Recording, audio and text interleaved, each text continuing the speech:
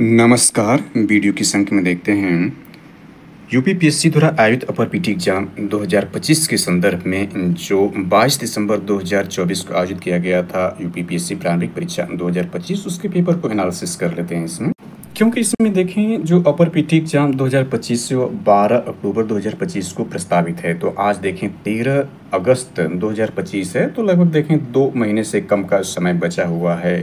जो अपर PT exam यानी सेवा प्रारंभिक परीक्षा 2025 उत्तर प्रदेश लोक सेवा द्वारा आयोजित की जाने वाली जो परीक्षा है वो 12 अक्टूबर 2025 को आयोजित की जाएगी। पीटी यानी प्रारंभिक परीक्षा, उसके दृष्टिकोण में ध्यान में रखते हुए देखें 2 महीने से कम का समय इसमें बचा हुआ पीटी के लिए। अभी हमने देखा कि जो 2024 का है जो वो मेंस का एग्ज़ाम कंडक्ट कराया जा चुका है, वो जुलाई 2025 में इसका आयोजन हो चुका है। अब इसके बाद इसका जो है मेंस का रिजल्ट आएगा, इसके बाद जो होगा इंटरव्यू फाइनल रिजल्ट आएगा। तो इसमें अच्छी खासी सीटों की संख्या थी, नियर अबाउट 1000 के आसपास, और 2025 में भी पदों की संख्या अच्छी खासी बताई जा रही है, जैसा कि समाचार पत्रों के माध्यम से या लोगों के माध्यम से जानकारी मिली कि इसमें भी 2025 में भी पदों की संख्या ज़्यादा हो सकती है, हालांकि इससे संभावना है। तो यहाँ पर देखते हैं जो है यह 2024 में जो 22 दिसंबर 2024 को आयोजित किया गया था 2024 का पीटी एग्जाम, उसके संदर्भ में यानी जो प्रश्न है उस यह देखें समसामयिक घटना चक्र की प्रस्तुति है। इसमें यह बताने का प्रयास किया गया है कि लोक सेवा आयोग उत्तर प्रदेश जो हल प्रश्न पत्र में प्रश्न पूछे जाने के सामयिक संदर्भ के साथ जो किस प्रकार के प्रश्न पूछ रहा है। अभी हमने देखा कि 27 जुलाई 2025 को जो आर ओ एग्जाम कराया गया था उसमें पेपर का स्तर जो है ईजी टू मॉडरेट माना जा सकता है, यानी सामान्य से, यानी अब तक देखें जब से नेगेटिव मार्क का प्रावधान किया गया है तब से देखें तो ये सबसे इजी पेपर आर ओ का रहा। उससे पूर्व जो है उस तरह के पेपर पूछे जाते थे। हालांकि ऐसा बताया जा रहा है कि जो है पेपर की सख्ती यानी जो पेपर आउट होने की जो चर्चाएं हो रही थी या फिर नकल माफियाओं का जो गिरोह सक्रिय था उस पर अंकुश लगाने के बाद जो पेपर एजेंसी बदल दी गई उस पर ही प्रभाव पड़ा है पेपर पैटर्न बनाने पर। तो हालांकि अभी देखें 2024 में जो पीटी एग्जाम कराया गया था यह काफ़ी जो टफ टू मॉडरेट था, अच्छा खासा टफ था, जिसकी वजह से मेरिट कुछ कम गई थी। हालांकि आयोग का जो रिकॉर्ड वो बहुत ख़राब होने की वजह से, यानी वह जो है गलत प्रश्नों को देता है या गलत उत्तर देता है जिसको डिलीट करता है या चेंज करता है, इससे प्रतियोगी छात्रों के बीच असमंजस बनी रहती है कि उनका कितना नंबर घटा या बढ़ा है। यानी जिसका कम होता है वह पीटी क्वालिफाई करके मेंस दे देता है और जिसका ज़्यादा होता है उसका घट करके जो पीटी क्वालिफाई नहीं कर पाता है। इस रिकॉर्ड को सुधारना चाहिए, बहुत बैड रिकॉर्ड है आयोग का, उसको इस तरह की घटनाओं को नहीं करना चाहिए। यदि ऐसा करता है तो उसको अंतिम यानी पीटी एग्जाम जो है छटनी वाला जो एग्ज़ाम है, पीटी छटनी का एग्ज़ाम होता है, यानी उसके रिजल्ट देने से पूर्व उसको सारे प्रश्नों को जो स्पष्टीकरण कर देना चाहिए, क्योंकि फाइनल रिजल्ट देने के बाद जब स्पष्टीकरण करेगा, जैसे भी देखें तो ये 12 अक्टूबर को यह इसका पीटी एग्जाम प्रस्तावित है और इससे पहले यदि यह फाइनल आंसर के नहीं देता है तो जो असमंजस वाले प्रश्न रहेंगे यदि वह दोहराव के प्रश्न के अंतर्गत आते हैं तो पुनः गलती होने के चांसेस बने रहेंगे। इसलिए आयोग को पीटी से देने से पहले फाइनल आंसर के जारी करना जैसे कि पूर्व में होता था। तो यह जो है आयोग को स्वतः संज्ञान में लेकर छात्रों के हित में इसको स्वतः देना चाहिए। और यह देखें कि जो एग्ज़ाम है, कोई भी एग्ज़ाम हो, आप किसी भी एग्ज़ाम की तैयारी करते हैं उसमें जो मेन अस्त्र होते हैं, मेन हथियार 3 ही उसके होते हैं। एक तो उसका जो होता है सिलेबस होता है, सिलेबस जो आप देख लें इस लेक्चर पर, इस चैनल पर महत्वपूर्ण लेक्चर बना करके जो इस चैनल पर अपलोडेड है, प्लेलिस्ट में उपलब्ध है। तो आप इस चैनल को सब्सक्राइब करते हैं, वीडियो को लाइक करते सारे लेक्चर को देखते रहें, ऐसा रिक्वेस्ट है सभी प्रतियोगी छात्राओं से यानी सभी लोगों से कि आप इस चैनल को सब्सक्राइब कर लें और वीडियो को लाइक करते हुए सारे लेक्चर को देखें। तो इसमें पहला तो सिलेबस हो गया, दूसरा इसका PYQ होता है यानी प्रीवियस ईयर क्वेश्चन होता है, तीसरा इसका टेस्ट सीरीज होता है। यानी 3 आप स्टेप लगा लेते हैं सिलेबस को पहले समझ लें डीपली से, क्योंकि यही दायरा होता है जिसके अंतर्गत आपको तैयारी करना है। बहुत ब्रॉड नहीं करना, बहुत ज्ञानी नहीं बनना, जितना यह सिलेबस देगा उसी के अंतर्गत पूछेगा।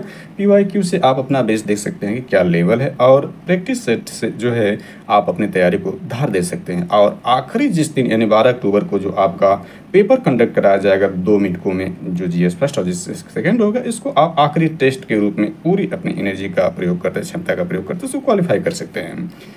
तो उसी के संदर्भ में देखते हैं जो 2024 में 22 दिसंबर को पेपर आयोजित किया गया था उसके पेपर के एनालिसिस कर लेते हैं। इसके संदर्भ में समसामयिक घटना चक्र की प्रस्तुति के अंतर्गत ये संदर्भ है। आगे हम जो है 2023 को भी देखेंगे, 2022, 2021 यानी पिछले कम से कम 5 वर्ष और अधिक से अधिक 10 वर्षों के पेपर का PYQ जो है वो समझने का प्रयास करेंगे। तो यहाँ समसामयिक घटना चक्र की प्रस्तुति है, इसमें हालांकि इसका आंसर नहीं दिया गया है। आप यहाँ देख सकते हैं क्रम संख्या सीरीज के प्रश्न वर्ष 2024 के समसामयिक संदर्भ स्रोत है और प्रश्न पूछे जाने हेतु जिम्मेदार घटना या घटनाएं क्या रही, ये दोनों जो ज़्यादा इंपॉर्टेंट है। तो यहाँ पर पहले आप प्रश्नों को देख लें, यानी यहाँ जो प्रश्न है उसको आप देख लें, इसके बाद हम प्रश्नों पर चर्चा करते हैं। तो यहाँ प्रश्न जो 150 प्रश्न, इसको आप एक डीपली नज़र के रूप में देख लें। हालांकि जो लोग पेपर दिए उनके पास पेपर होगा भी, फिर भी यहाँ जो स्रोत है इसके पूछे जाने का कारण क्या रहा, यहाँ से आप इसको देख लें एक डीपली नज़र के रूप में पूर्वावलोकन के दृष्टिकोण से। उसके बाद हम प्रश्नों पर चर्चा करते हैं। तो जो 150 प्रश्न हैं इसको आप संदर्भ ग्रहण करते हुए यानी इन प्रश्नों को डीपली रूप में देख लें, जो आगामी तैयारी को बेस्ट बना करके आप अगले जो एग्ज़ाम 12 अक्टूबर को उसको जो है आप क्रैक करने में इसकी जो है इस संदर्भ को लेकर के यानी पीटी फोड़ सकते हैं, यानी मेंस पीटी क्वालिफाई करके मेंस दे सकते हैं और मेंस को भी फोड़कर इंटरव्यू को फोड़ करके आप फाइनली इसमें एक सीट को कंफर्म कर सकते हैं।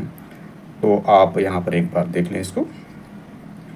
तो 150 प्रश्न हैं जीएस फर्स्ट के, और ये कहाँ से प्रश्न उठाए गए और क्यों उठाए गए हैं ये इसमें बताने का प्रयास किया गया सामयिक संदर्भ से, चाहे वो किसी भी टॉपिक, यानी इसमें जो इसके सिलेबस में टॉपिक के सारे टॉपिक को संदर्भ ग्रहण करते हुए सामयिक रूप से उठाया गया है।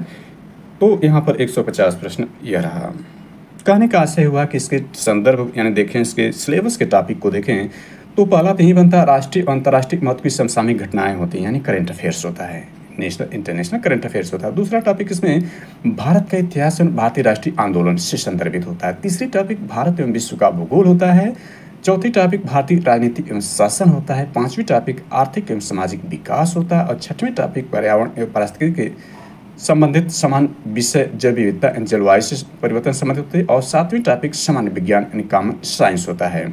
इसके बाद इसमें यूपी स्पेशल के भी प्रश्न निहित होते हैं। इसके बाद जीएस सेकंड होता है, हालांकि जीएस सेकंड पर हम चर्चा करेंगे। तो यहाँ 150 प्रश्न हैं।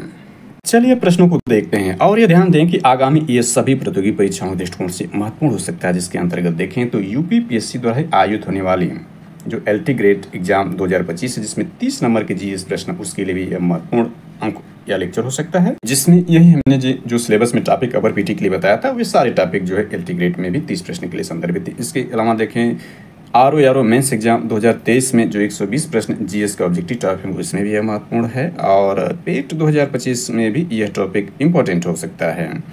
इसके अलावा एसपीएससी में देखें तो 71वीं BPSC PT exam, MPSC, JPSC, RPSC, UKPSC, SSC, साथ ही ये संघ लोक सेवा आयोग की परीक्षाओं में भी कारगर साबित हो सकता है। तो चलिए इस प्रश्नों को देखते हैं। इसमें जो प्रश्न बनाया गया है इसको देखते हैं किस दृष्टिकोण से बनाया गया है, जिसको आप ध्यान में रखकर आगामी जो एग्जाम है उसको क्रैक कर सकते हैं।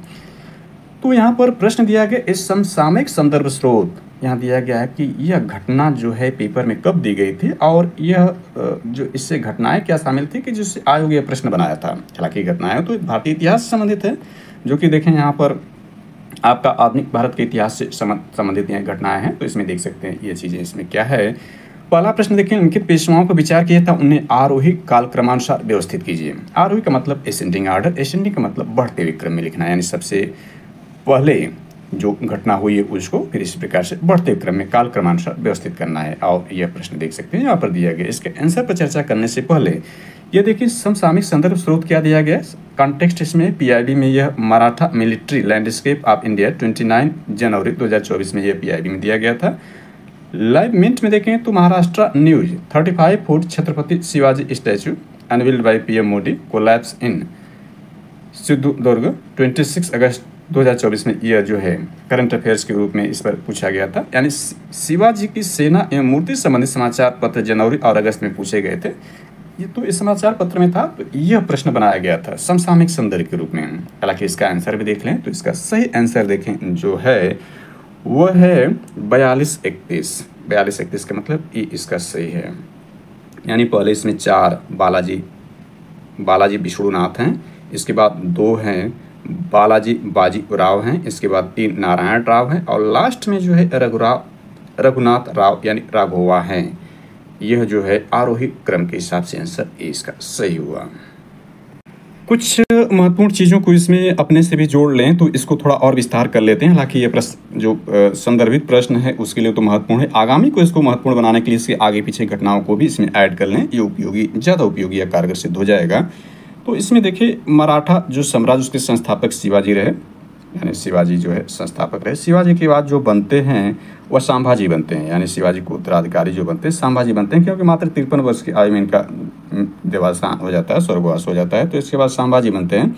संभाजी के बाद राजा राम बनते हैं, यानी संभाजी के उत्तराधिकारी राजा राम बनते हैं। राजा राम के बाद शिवाजी द्वितीय बनते हैं। ये शिवाजी द्वितीय जो है, यह शिवाजी द्वितीय जो है यह ताराबाई जो राजा राम की विधवा पत्नी थी, उनके पुत्र जो नाबालिग पुत्र शिवाजी सेकंड थे वो बनते हैं। वास्तविक सत्ता वैसे ताराबाई के हाथ में ही था। इसके बाद शिवाजी सेकंड के बाद साहू, संभाजी के पुत्र यानी जो शिवाजी के उत्तराधिकारी होते हैं, इनके पुत्र देखें तो यह साहू जो होते हैं यह उत्तराधिकारी बनते हैं शिवाजी द्वितीय के बाद। इसी के बाद यानी साहू के बाद, यानी देखें ये जो 5 लोगों के बाद जो होता है वह पेशवाओं का युग शुरू होता है। यानी साहू के बाद साहू के प्रथम पेशवा कौन बनते हैं, वो बालाजी विश्वनाथ बनते हैं। यानी बालाजी विश्वनाथ को आप इसमें ध्यान करें। पेशवाओं, साहू के बाद पेशवाओं में सबसे पहले कौन बनते हैं, बालाजी विश्वनाथ, यानी बालाजी विश्वनाथ बनते हैं। इनके बाद देखें बालाजी विश्वनाथ का समय 1713 से 1720 रहा। बालाजी विश्वनाथ के बाद बनते हैं बाजीराव, यानी बाजीराव प्रथम। यहाँ देखें इसमें बाजीराव है नहीं है, यानी बाजीराव प्रथम जो है पेशवा बनते हैं, बाजीराव फर्स्ट। बाजीराव फर्स्ट के बाद जो बनते हैं बालाजी बाजीराव जी बनते हैं, यानी बालाजी बाजीराव, बालाजी बाजीराव। यह देखें तो यह पेशवाओं में तीसरे क्रम पर हैं, जिनका देखें तो 1740 से 1761 तक इनका समय था। इन्हीं को नाना साहब कहते हैं, यानी बालाजी बाजीराव को नाना के नाम से भी जानते हैं, नाना साहब के नाम से जानते हैं। इसके बाद माधव राव नारायण प्रथम बनते हैं, यानी माधव राव नारायण प्रथम। नारायण प्रथम जो है यह जो है आपका पेशवा बनते हैं। इनका समय 1761 में पेशवा बनते हैं। और अंतिम पेशवा के रूप में देखें तो अंतिम पेशवा राघवा का पुत्र, यानी राघवा यह रहे। राघवा का पुत्र जो है वो बाजीराव द्वितीय, यानी बाजीराव द्वितीय जो है अंतिम पेशवा होता है, जो राघवा का पुत्र था। तो इस क्रम में हमने देखा था राघवा सबसे लास्ट में रखा है, इससे भी लास्ट में दे रहा था। सबसे लास्ट में कौन बनता, वो बाजीराव सेकंड बनता, जो कि राघवा या रघुनाथ का पुत्र होता। तो इसमें दिए गए विकल्प में 4 नंबर पहले स्थान पर है, फिर 2 नंबर है, फिर 3 नंबर, और जो रघुनाथ राव या राघवा जो है इसी का पुत्र आखिरी जो है पेशवा, अंतिम पेशवा बाजीराव सेकंड बनता है। तो ये सारी जानकारी इसमें थोड़ा सा हमने अपडेट कर लिया इसको। और हमने चर्चा कर लिया था कि मराठा साम्राज्य के संस्थापक शिवाजी थे, जिनका जन्म देखें 6 अप्रैल 1627 ईस्वी को शिवनेर दुर्ग जुन्नार के समीप हुआ था। और इनकी मृत्यु देखें तो मात्र 53 वर्ष की आयु में 3 अप्रैल 1680 ईस्वी को शिवाजी की मृत्यु हो गई थी। दूसरे प्रश्न चलते हैं, ज़्यादा विस्तार करने की आवश्यकता नहीं, ज़्यादा विस्तार करेंगे तो ये लेक्चर समाहित नहीं हो पाएगा। दूसरा प्रश्न इसमें देखते हैं तो ये लिखा है, प्राचीन व्यापार के संदर्भ में लिखित कथनों पर व्यापार कीजिए, यानी एंशिएंट इंडियन हिस्ट्री से यह है। प्राचीन व्यापार के संदर्भ में लिखित कथनों पर विचार कीजिए। प्राचीन भारत में बहुत से नदी बंदरगाह के संदर्भ मिलते हैं, यानी प्राचीन भारत में बहुत से नदी बंदरगाह के संदर्भ मिलते हैं। वहाँ सामान और यातायात के बड़े गोदाम थे। इसके आंसर देखने से पहले इसमें देखें जो यह सामयिक रूप से, यानी यहाँ देखें सामयिक संदर्भ स्रोत क्या है, और प्रश्न के पूछे जाने तो जिम्मेदार घटना या घटनाएं क्या शामिल थे। तो यह देखें कॉन्टेक्स्ट इसमें पीआईबी में यह सागर मंथन 2024 इंडिया मैरीटाइम विजन ये 19 नवंबर 2024 को पीआईबी में cabinet approve development of an all weather greenfield deep draft major port of Vadhavan in Maharashtra 19 जून 2024 के। द हिंदू में यह India's container handling capacity to witness two fold 5 years Sonowal, यानी 26 सितंबर 2024 से ये संदर्भ है। अब इसमें घटनाएं क्या शामिल थी इसमें देखें तो सागर मंथन योजना द्वारा बंदरगाह विकास पर बल नवंबर 2024 में यह था। कैबिनेट द्वारा बधावन पोर्ट को मंजूरी जून 2024 में दी गई थी। और जो मंत्री सर्बानंद सोनोवाल को कंटेनर क्षमता संबंधित बयान सितंबर 2024 में। तो यह जो प्रश्न था इससे संबंधित प्रश्न यह पूछा गया है। तो इसके आंसर को भी देख लेते हैं। तो इसका आंसर जो है पहला ये है, यानी 1, 2 दोनों सही है। यानी प्राचीन भारत में बहुत से नदी बंदरगाह के संदर्भ मिलते हैं, सही है। यहाँ सामान और यातायात के बड़े गोदाम थे, ये दोनों ही सही है। तो ये संदर्भ आप देख सकते हैं, हालांकि इससे एक्सप्लेनेशन नहीं करते हैं। चलिए तीसरे प्रश्न देखते हैं। तीसरा प्रश्न देखें तो ये है कि बंगाल के निम्नलिखित सेन शासकों का आरोही का मतलब यहाँ असेंडिंग ऑर्डर ही है, यानी बढ़ते विक्रम में कालक्रमानुसार व्यवस्थित कीजिए। इसके समसामयिक संदर्भ अप्राप्त हैं, जो कि समसामयिक घटना चक्र की प्रस्तुति को हम देख रहे हैं। तो उसके हिसाब से यह जो है इसके अप्राप्त अभी तक इसको नहीं मिले हैं। तो इसका सही आंसर देखकर अगले प्रश्न पर चलते हैं, जिसका सही आंसर 3412 है। 3412 का मतलब डी इसका आंसर सही है। यानी इसमें देखें तो सबसे पहले यानी हमें आरोही क्रम का मतलब बढ़ते हुए क्रम में चलना, यानी सबसे प्राचीन होगा और सबसे नवीन सबसे लास्ट में होगा।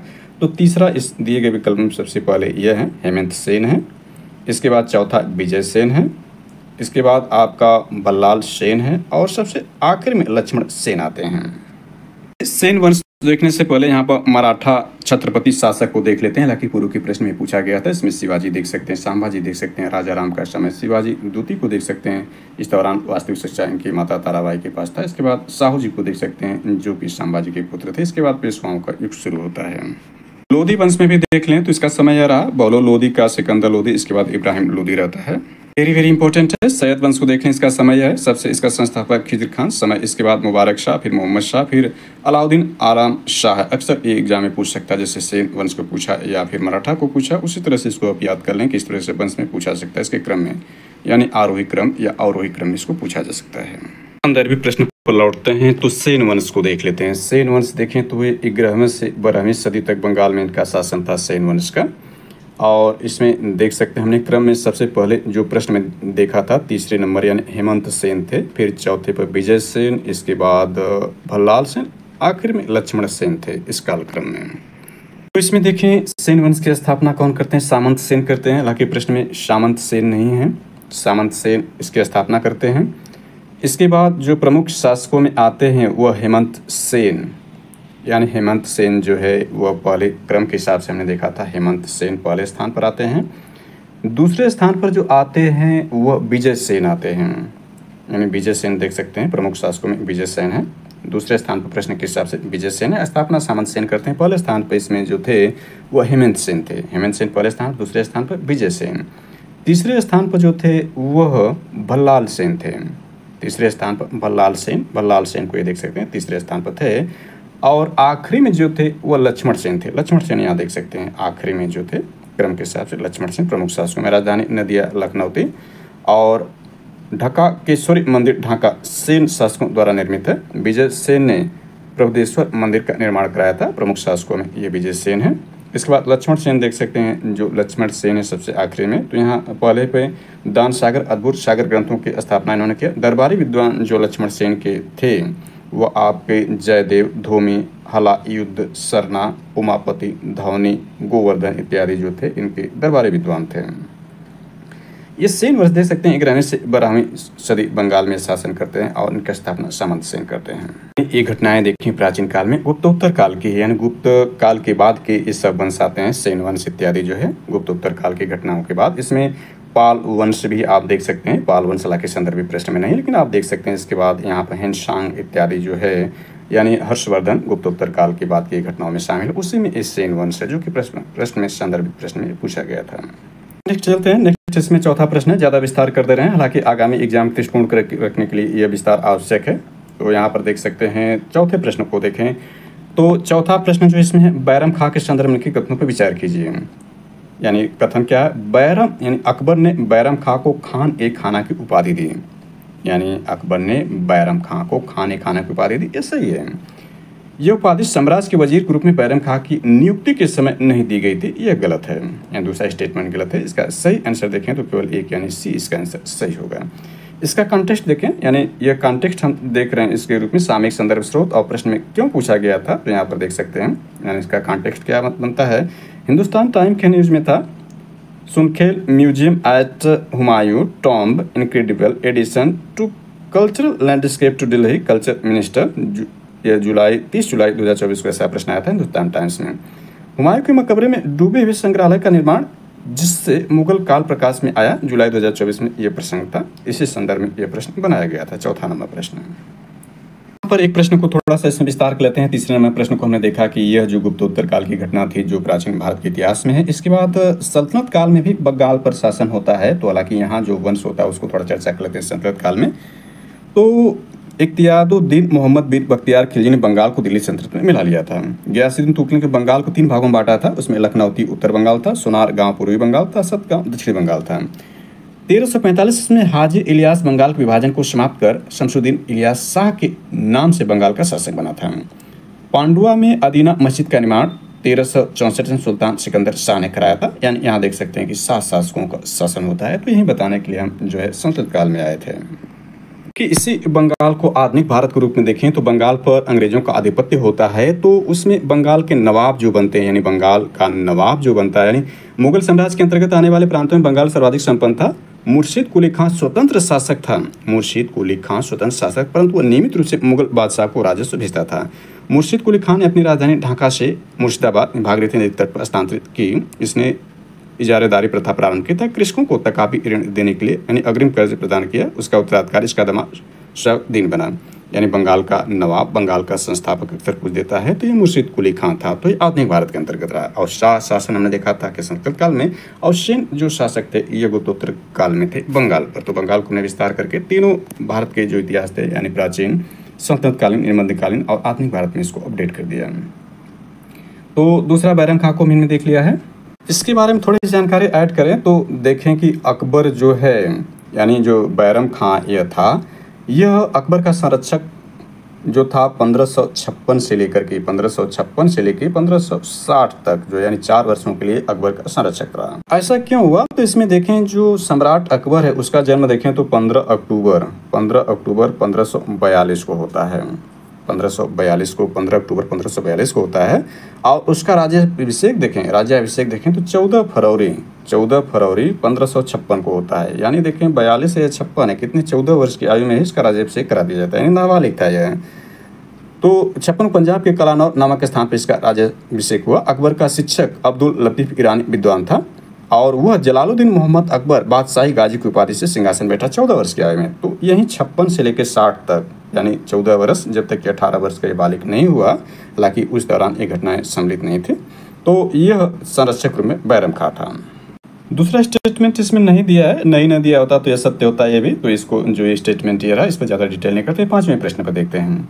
5वां प्रश्न देखें, सेंसस संबंधित है। तो सेंसस 2011 की, यानी 2011 की जनगणना के अनुसार उनकी जनसंख्या के आधार पर अंकित राज्यों को अवरोही क्रम का मतलब यहाँ डिसेंडिंग आर्डर होता है। यानी इसमें डिसेंडिंग आर्डर का मतलब ये हुआ कि घटते हुए क्रम में सबसे पहले बड़ा होगा, फिर उसके बाद लास्ट में सबसे छोटा रखा जाएगा।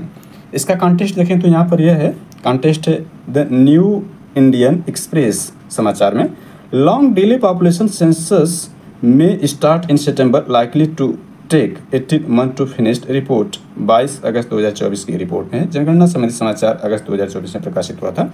तो अभी देखें जो जून 2025 में भारत के जो गृह मंत्री अमित शाह जी ने ऐसी घोषणा की थी, अधिसूचना जारी कराया गया था कि इसमें जो है 2027 में सेंसस जारी किया जाएगा। आज़ादी के बाद जो 8वीं जनगणना जो कराई जाएगी 2027 में इसका प्रकाशन होगा। और ओवरऑल ये 16वीं जनगणना होगी, क्योंकि आज़ादी से पूर्व भी 8 जनगणना हो चुकी थी। तो उसके संदर्भ में यहाँ पर देख सकते हैं, यानी आगामी परीक्षा के लिए 12 अक्टूबर को आप संदर्भ के रूप में इसको ले सकते हैं, क्योंकि 2027 की जो जनगणना संबंधित जो अधिसूचना जारी की गई है जून 2025 में, उससे संबंधित महत्वपूर्ण प्रश्न पूछे जा सकते हैं।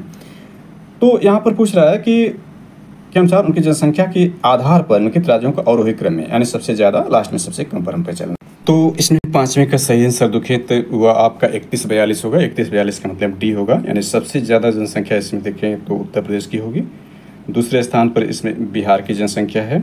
तीसरे स्थान पर इसमें देखें तो पश्चिमी बंगाल होगा। और चौथे स्थान पर जो होगा और दूसरा आंध्र प्रदेश की जनसंख्या होगी। यह दिए गए विकल्प के हिसाब से सत्य है। इसको मतलब सेंसस 2011 के हिसाब से इसको अपडेट करते हैं। तो इसमें देखें पहले स्थान पर तो उत्तर प्रदेश रहेगा ही। पहले स्थान पर यूपी है जनसंख्या में, आज भी उत्तर प्रदेश पहले स्थान पर है। और क्षेत्रफल में चौथे स्थान पर है। पूरे भारत में 28 राज्य 8 केंद्र शासित प्रदेशों में देखें तो उत्तर प्रदेश जनसंख्या पहले स्थान पर, क्षेत्रफल में चौथे स्थान पर है। दूसरे स्थान पर महाराष्ट्र है, जो कि विकल्प नहीं दिया गया है। दूसरे स्थान पर जनसंख्या में जो महाराष्ट्र है। और जबकि क्षेत्रफल के हिसाब से देखें तो यह तीसरे स्थान पर है। क्षेत्रफल के हिसाब से तीसरे स्थान पर है। तीसरे स्थान पर जो है वो बिहार है। यानी तीसरे स्थान पर देखें जो जनसंख्या में इसमें बिहार है, यानी बिहार इसमें विकल्प में था तो ये उत्तर प्रदेश के पास बिहार आया। चौथे स्थान पर देखें तो वेस्ट बंगाल हो जाता है। यानी वेस्ट बंगाल इस विकल्प में है। यानी वेस्ट बंगाल पश्चिमी बंगाल था, यानी तीसरे स्थान पर वेस्ट बंगाल रहा। इसके बाद आंध्र प्रदेश आता है। आंध्र प्रदेश जो है वह 5वें स्थान पर है। यानी 5वें स्थान पर आंध्र प्रदेश है। आंध्र प्रदेश भी आखिरी में आंध्र प्रदेश है। इसमें महाराष्ट्र नहीं था, अन्यथा दूसरे स्थान पर होता है सेंसस 2011 के हिसाब से। तो ये राज्यों की बात रही। इसके बाद यदि देखें केंद्र शासित प्रदेश, वर्तमान में 28 राज्य और 8 केंद्र शासित प्रदेश हैं। तो केंद्र शासित प्रदेशों में देखें तो पहले स्थान पर जो जनसंख्या में होगी वो राष्ट्रीय राजधानी क्षेत्र दिल्ली हो जाएगी पहले स्थान पर, दूसरे स्थान पर पुदुचेरी, तीसरे स्थान चंडीगढ़, चौथे स्थान पर अंडमान निकोबार और पांचवें स्थान दादरा नगर हवेली हो जाएगी। वर्तमान में दादरा नगर हवेली और दमन दीव को मिलाकर एक संयुक्त रूप से यूनियन टेरिटरी बना दिया गया है। चलिए अगला प्रश्न इसमें देखें, 6 नंबर प्रश्न है। यहाँ पर दिया गया है सूची फर्स्ट को सूची सेकंड से सुसंगत कीजिए और सूचियों के नीचे दिए गए कोड का प्रयोग कर सही उत्तर चुनिए। सूची फर्स्ट है, सूची सेकंड है, इसको सुसंगत करना है। और यहाँ पर देख सकते हैं कॉन्टेस्ट यानी समाचार पत्रों में दिया गया था, इसके पूछे जाने का कारण क्या रहा, यानी प्रासंगिक रूप किस रूप से रहा। तो कॉन्टेस्ट में देखें इसका प्रसंग क्या, द हिंदू में पूछा गया था, India rank 134th in the global human development index says UNDP report 15 March 2024। The Hindu में है IMF यानी IMF इंटरनेशनल मॉनेटरी फंड अंतर्राष्ट्रीय मुद्रा कोष maintains India growth project at 7% of fiscal year 25 यानी वित्तीय वर्ष 2022 22 अक्टूबर 2024 को ऐसा कहा था। हिंदुस्तान टाइम्स के न्यूज में देखें तो क्लाइमेट में warm 3.1 degree Celsius if current policies does not change warm UN report यानी यूनाइटेड नेशन रिपोर्ट अक्टूबर 2024 में यानी 24 अक्टूबर 2024 को प्रकाशित थी। नई मानव विकास रिपोर्ट प्रकाशित मार्च 2024 में IMF द्वारा भारत की वृद्धि दर का अनुमान अक्टूबर 2024 में जारी किया गया था। जलवायु संबंधी UN रिपोर्ट प्रकाशित की गई थी अक्टूबर 2024 में। तो इन सभी रिपोर्टों को प्रसंग लेकर यह प्रश्न 6वां प्रश्न बनाया गया था सामरिक रूप से। तो इससे आंसर चर्चा कर लेते हैं। इसका आंसर जो सही है वह 3142 का मतलब यही सही है, यानी मानव विकास रिपोर्ट का मतलब तीसरा संयुक्त राष्ट्र विकास कार्यक्रम हमने देखा था UNDP, ये संयुक्त राष्ट्र विकास कार्यक्रम यूनाइटेड नेशन डेवलपमेंट प्रोग्राम। इसके बाद विश्व आर्थिक दृष्टिकोण को हमने देखा था, ये अंतर्राष्ट्रीय मुद्रा कोष यानी IMF को देख सकते हैं, यानी IMF की रिपोर्ट ये है। इसके बाद विश्व निवेश रिपोर्ट को देखें तो यह व्यापार और विकास पर संयुक्त राष्ट्र रिपोर्ट ये रहा। और उत्सर्जन अंतर रिपोर्ट देखें तो दूसरा का मतलब संयुक्त राष्ट्र पर्यावरण कार्यक्रम यह जो है यहाँ पर दिया गया है, यानी UN रिपोर्ट के अंतर्गत यहाँ पर ये जानकारी दी गई, जिसका 3142 सही रहा। तो थोड़ा अपडेट कर लेते हैं करंट अफेयर्स के हिसाब से देखें तो वर्ल्ड इकोनॉमिक आउटलुक जो है अप्रैल 2025 में जारी किया गया। 25 अप्रैल 2025 को अंतर्राष्ट्रीय मुद्रा कोष IMF द्वारा अपनी अध्ययन रिपोर्ट वर्ल्ड इकोनॉमिक आउटलुक अप्रैल 2025 जारी की गई। शीर्षक देखें यानी इसका title a critical juncture amide policy shift, ये इसका रहा। इसमें महत्वपूर्ण यह है कि रिपोर्ट के अनुसार जहां वर्ष 2024 में भारतीय अर्थव्यवस्था की वृद्धि दर 6.5% दर्ज, वहीं 2025 एवं 26 के लिए क्रमशः 6.2% एवं 6.3% पूर्वानुमानित यानी प्रोजेक्शन के रूप में की गई है। अब यहाँ पर जो है मानव विकास रिपोर्ट 2025 को भी ऐड कर लेते हैं। तो देखिए संयुक्त राष्ट्र विकास कार्यक्रम यानी UNDP द्वारा 6 मई 2025 को मानव विकास रिपोर्ट 2025 जारी की गई। वर्ष 1990 से वार्षिक आधार प्रकाशित किए जा रहे मानव विकास सूचकांक की इस वर्ष की रिपोर्ट कृत्रिम बुद्धिमत्ता यानी AI पर फोकस थी। तो इसमें सारी जानकारी है। इसमें देख सकते हैं इस वर्ष के सूचकांक में आइसलैंड 0.972 HDI मूल्य के साथ शीर्ष स्थान पर, जबकि नॉर्वे, स्विट्जरलैंड इत्यादि जानकारी इसमें है। भारत के संदर्भ में हम देख लेते हैं इसको। शीर्ष तो हमने देख लिया, या आइसलैंड रहा, और सबसे दयनीय स्थिति में देखें तो सूडान रहा। 193 की रैंकिंग रही इसकी। यानी भारत की रैंकिंग को आप देखें तो जो HDI मूल्य 0.685 के साथ भारत सूची में 2025 में देखें 130वीं रैंक पर है। वर्ष 1990 से 2023 की अवधि में भारत के HDI मूल्य में औसतन 1.3% प्रति वर्ष की वृद्धि दर्ज की गई है। यहाँ पर देख सकते हैं सार्क देशों के साथ ये श्रीलंका सबसे अच्छी स्थिति में, इसके बाद मालदीव, भूटान है भारत से बेहतर स्थिति में, जबकि बांग्लादेश संयुक्त रूप से 130वें स्थान पर भारत के साथ। इसके बाद नेपाल की रैंकिंग, पाकिस्तान, अफगानिस्तान की रैंकिंग ये देखी जा सकती है। से हमने 6 प्रश्न को देख लिया। 7वें प्रश्न को देखें तो यह योजनाओं से संबंधित है। 7वें प्रश्न को यहाँ देखा जा सकता है निम्नलिखित घटनाओं पर विचार किया था, उन्हें सही काल क्रमानुसार व्यवस्थित कीजिए। सबसे पहले से लेकर आखिरी गतिविधि थी, यानी सबसे पहली कौन सी योजना शुरू हुई थी और सबसे आखिरी में कौन सी हुई थी। इसके कंटेक्स्ट में देखें तो VAMBY स्ट्रक इन सैनिटेशन स्लड 4 नवंबर 2024 को प्रकाशित हुआ था, यानी वाल्मीकि अंबेडकर आवास योजना से जुड़ी खबर नवंबर 2024 में प्रकाशित की। उसी के संदर्भ में प्रश्न पूछा गया, तो इसके आंसर को देख लेते हैं। इसका सही आंसर देखें तो 3214 है। 3214 का मतलब डी, इसका आंसर सही हुआ। यानी सबसे पहले योजना जिसमें शुरू की गई थी वह प्रधानमंत्री रोजगार योजना शुरू की गई थी। इसके बाद दूसरी योजना जो शुरू की गई थी वह दूसरा ग्रामीण रोजगार सृजन कार्यक्रम, तीसरी इसमें योजना शुरू की गई थी, इसमें दिए प्रधानमंत्री ग्रामोदय योजना, और आखिरी दिए गए विकल्प में जो योजना शुरू की वो वाल्मीकि अंबेडकर आवास योजना शुरू की गई है। तो इस प्रकार से 3214 इसका आंसर सही रहा। तो योजनाओं को अक्सर पूछता है, योजनाओं संबंधित महत्वपूर्ण लेक्चर बना के इस चैनल पर अपलोड कर दिए गए हैं। जो उत्तर प्रदेश की योजनाएं और भारत सरकार की योजनाएं जो उत्तर प्रदेश में संचालित हैं, वे सारी योजनाएं जो है इस चैनल पर बनाकर यानी इस चैनल पर बनाकर लेक्चर के रूप में इस चैनल पर अपलोडेड हैं, जो इस चैनल के प्लेलिस्ट में उपलब्ध है। तो योजना संबंधित जो लेक्चर है आप जाकर देख सकते हैं, यहाँ इसके विस्तार करने की आवश्यकता नहीं है। इसमें 8वें प्रश्न को भी देखें तो यहाँ लिखा निम्नलिखित सूचियाँ फर्स्ट और सेकंड अर्थशास्त्रियों लेखकों के नाम था उनकी पुस्तकों को क्रमशः दर्शाती सूची फर्स्ट को सूची सेकंड सुसंगत कीजिए तथा सूचियों के नीचे दिए गए कोड का प्रयोग संयुक्त चयन कीजिए। इसमें समसामयिक संदर्भ अप्राप्त है, यानी समसामयिक घटना चक्र को इसका भी स्रोत नहीं मिला है। तो इसमें सही आंसर को देख लेते हैं। सही आंसर इसका जो है वो 1, 2, 3, 4 ही है, यानी आयोग के आंसर के हिसाब से पहला आंसर सही, यानी इसमें पहले से ये सूची जो है मिलान करके दिया हुआ है, इसमें आंसर सही यानी ए है। यानी मिर्डल जो है इसका जो पुस्तक है, मिर्डल की जो पुस्तक economic theory and under development region है।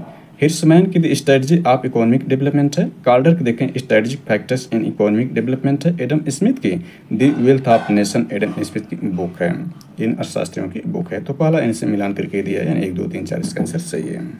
चलिए इसके बाद 9वें प्रश्न को देखते हैं। तो 9वां प्रश्न है निम्नलिखित कथनों में कौन सा पारिस्थितिक निकेत के बारे में सही नहीं है। ध्यान देना है, इसमें नहीं पूछ रहा है कि कौन सा पारिस्थितिक निकेत के बारे में सही नहीं है।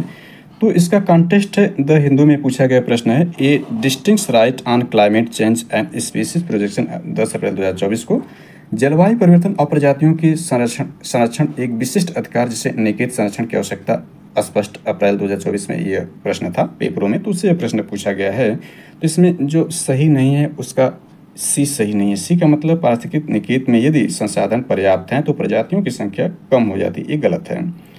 ये गलत होने का मतलब जो है यानी संख्या कम हो जाती है, कम के बल्कि ज़्यादा कर देता तो ये भी सही हो जाता। यानी पारिस्थितिक निकेत में यदि संसाधन पर्याप्त हैं तो प्रजातियों की संख्या कम नहीं होती बल्कि बढ़ जाती है। शेष इसके सही है। शेष सही का मतलब प्रबल प्रजातियां विस्तृत व्यापक पारिस्थितिक निकेत को घेरती हैं। प्राकृतिक परिस्थिति तंत्र के पारिस्थितिक निकेत में यदि संसाधन पर्याप्त हो प्रजातियों की संख्या अधिक होती है। देखिए इसी का उल्टा कर दिया है, सी जो गलत हो गया। यदि किसी आवास में संसाधनों का समान वितरण होता है तो एकल प्रजाति का प्रभुत्व न्यूनतम हो जाता है। तो इसके संदर्भ में हमने देखा कि यह क्यों प्रश्न पूछा गया था और इसके हमने सही आंसर की व्याख्या की है। इसके बाद 10वें नंबर प्रश्न को जल्दी से देख लेते हैं। तो 10वां नंबर प्रश्न यहाँ देख सकते हैं, यहाँ पर सूची फर्स्ट जयमंडल और सूची सेकंड राज्य किस राज्य संबंधित है। तो यहाँ पर कॉन्टेक्स्ट में दिया गया है। कॉन्टेक्स्ट को देख सकते हैं, न्यू इंडियन एक्सप्रेस के प्रश्न में यह पूछा गया। प्रश्न कब 25 अप्रैल 2024 में समाचार पत्र में था। द न्यू इंडियन एक्सप्रेस में यह 10 अक्टूबर को समाचार पत्र में दिया गया। द हिंदू के 1 अक्टूबर के समाचार पत्र में यह दिया गया था। तो इसमें देख सकते हैं सिमलीपाल टाइगर रिजर्व में आग की घटना अप्रैल 2024 में घटित हुई। केरल में मंज दिनी त्राविला में डैसले फ्लाई की एक नई प्रजाति की खोज हुई थी अक्टूबर 2024 में। मानस नेशनल पार्क में पिग्मी हाथ छोड़े गए अक्टूबर 2024 में। ये प्रश्न संदर्भित है, इससे ये प्रश्न पूछा गया है। तो इसका सही आंसर 24-13 है। 24-13 का मतलब डी का आंसर सही है। डी का मतलब ये हुआ कि 2 यानी ए का 2 है, सिमलीपाल जो उड़ीसा में है, और नोकरेक देखें तो मेघालय में है, अगस्त मलाई देखें तो केरला में है, और मानस जो असम में है। 11 नंबर प्रश्न देखते हैं। तो निम्नलिखित कथनों पर विचार कीजिए। इसमें कथन विचार करने का इसका context the Hindu trial medical ethics and orbit power 4 जुलाई 2024 के प्रश्न में medical ethics and clinical trial से जुड़े प्रश्न मामले इसमें है। वैज्ञानिक जांच व्यवहारिक आदर्शों के प्रति प्रतिबद्धता पर निर्भर करती है। विज्ञान ईमानदारी विशेष रूप से महत्वपूर्ण है। यानी इसका आंसर देखें तो ये दोनों सही है। आयोग के हिसाब से इसका जो है कथन दोनों सही है। यानी इसका सही आंसर जो हुआ ए हुआ, यानी 1 और 2 दोनों सही हुआ। 12 नंबर प्रश्न देखो, निम्नलिखित में से कौन यानी निम्नलिखित में से पौधों की प्रजातियों का उच्च से निम्न क्रम में सही अनुक्रम कौन सा है। सबसे पहले उच्च हमको देखना है प्रजातियों में, इसके बाद निम्न क्रम देखना है। इसका सही आंसर देखें तो डी है। यानी सबसे पहले पादप जगत होता है, यानी प्लांट किंगडम, सबसे पहले किंगडम आता है। इसके बाद संघ, संघ का मतलब फाइलम आता है। इसके बाद वर्ग मतलब क्लास आता है। लास्ट में आर्डर या गण आता है। इसका सही आर्डर यह हुआ। यानी सबसे पहले किंगडम, फाइलम, क्लास, आर्डर यानी पादप जगत, इसके बाद संघ, फिर वर्ग, फिर गण आता है। ये प्रश्न क्यों पूछा गया। तो कॉन्टेक्स्ट है टाइम्स ऑफ इंडिया के प्रश्न में 19 सितंबर 2023 को यह प्रश्न था। इसके बाद 15 नवंबर 2024 को द इंडियन एक्सप्रेस में ये न्यूज़ था। यानी वे 7 प्रजातियां जिसमें जैव विविधता को खतरा है सितंबर 2024 में। पौधों की नई प्रजातियों की खोज नवंबर 2024 के प्रजाति क्रम का महत्व का प्रकाश में आया था। तो ये प्रश्न पूछे जाने का कारण यहाँ दिखाया गया है। 13 नंबर देखें तो जस्टिस पार्टी के संदर्भ में निम्नलिखित कथनों पर विचार कीजिए। ये कॉन्टेक्स्ट देख सकते हैं। The Hindu Stalin minister paid tribute to Periyar on the birth anniversary 18 सितंबर 2024 को। तमिलनाडु गवर्नमेंट द्वारा पेरियार की पुण्यतिथि मनाया जाना सितंबर 2024 में पेरियार का जस्टिस पार्टी चर्चा में रहे। तो इसके संदर्भ में देखें जस्टिस पार्टी के संदर्भ में क्या प्रश्न है। यह है कि जस्टिस पार्टी के संदर्भ में कथनों पर विचार कीजिए। जस्टिस पार्टी ने कांग्रेस का विरोध उससे एक ब्राह्मण प्रभुत्व वाला संगठन कहकर किया था। इसने गैर ब्राह्मणों के लिए वैसे सांप्रदायिक प्रतिनिधित्व का दावा किया जैसे कि मार्ले मिंटो सुधार में मुसलमानों को दिया गया था। यानी इसका सही आंसर देखें तो दोनों कथन सही है, यानी ए इसका आंसर सही रहा, यानी आयोग के हिसाब से दोनों कथन सही, 1 व 2 दोनों सही है। इसके बाद 14 नंबर प्रश्न को देख सकते हैं। यह सामयिक संदर्भ अप्राप्य है समसामयिक घटना चक्र के हिसाब से। इसमें प्रश्न है वर्कर्स एंड पीजेंट्स पार्टी के संदर्भ में कथनों पर विचार कीजिए, यानी अभी एक पार्टी है वर्कर्स एंड पीजेंट्स। इसके कथन को देखें तो वर्कर्स एंड पीजेंट्स पार्टी का गठन 1927 में किया गया था और इसे एक अखिल भारतीय संगठन के रूप में दिया गया था। इस पार्टी का उद्देश्य कांग्रेस के भीतर कार्य करना था ताकि उससे अधिक क्रांतिकारी प्रवृत्ति वाली पार्टी और आम जनता का संगठन बनाया जा सके। इसमें केवल 2 सही है, डी इसका सही है, पहला इसमें गलत है। इसका सामयिक संदर्भ अप्राप्य है। इसके बाद 15 नंबर प्रश्न देखें। 15 नंबर प्रश्न यह दिया गया इनकी घटनाओं विचार के जिन्हें काल क्रमानुसार व्यवस्थित कीजिए, यानी काल क्रमानुसार पहले जो घटना हुआ और आखिर में जो हुआ उसको व्यवस्थित करना। तो इसमें जो व्यवस्थित करके दिया ही है, यानी इसका सही आंसर डी है, यानी 1 2 3 4 इसमें सही है। सबसे पहले ईस्ट इंडिया एसोसिएशन बना, इसके बाद नेशनल इंडियन एसोसिएशन बना, फिर इंडियन सोसाइटी बनी और आखिरी में दिए गए विकल्प के हिसाब से इंडियन एसोसिएशन का निर्माण किया गया है। तो यहाँ पर देख सकते हैं क्यों प्रश्न पूछा गया। इंडिया टुडे में यह प्रश्न आया था, remembering Dadabhai Naoroji on his birth anniversary 4 सितंबर 2024 को। दादा भाई नौरोजी की पुण्यतिथि सितंबर 2024 के कारण उनसे जुड़े संगठनों को इसमें पूछा गया है। इसमें 16 नंबर प्रश्न आयोग के प्रश्न पर विवाद था, हालांकि उसने अंतिम उत्तर कुंजी नहीं जारी किया था, इसलिए इसको चेंज किया होगा, वो अंतिम उत्तर कुंजी देगा। आयोग जो उसके माना था वह आंसर ये माना था 43-21, जबकि ये गलत था। इसका सही 41-23 का मतलब बी आंसर इसका सही होगा। यानी सबसे पहले इसमें काल क्रमांक के हिसाब से देखें तो चौथी घटना होती है, यानी एक ब्रिटिश संसदीय प्रतिनिधिमंडल के रूप में दिल्ली का आगमन होता है। फिर इसके बाद भारतीय शाही नौसेना का विद्रोह होता है। फिर दूसरे स्थान पर कैबिनेट मिशन की घोषणा होती है और आखिरी में अंतरिम सरकार का गठन होता है। जबकि आयोग के हिसाब से आंसर 43 यानी 21 था, ये गलत था। इसके सामयिक संदर्भ अप्राप्य हैं समसामयिक घटना चक्र के हिसाब से। इसके बाद 17वें इत्यादि को देख सकते हैं आप। तो आगे जो होगा इसका एक्सप्लेनेशन नेक्स्ट वीडियो में किया जाएगा। Thanks for watching this.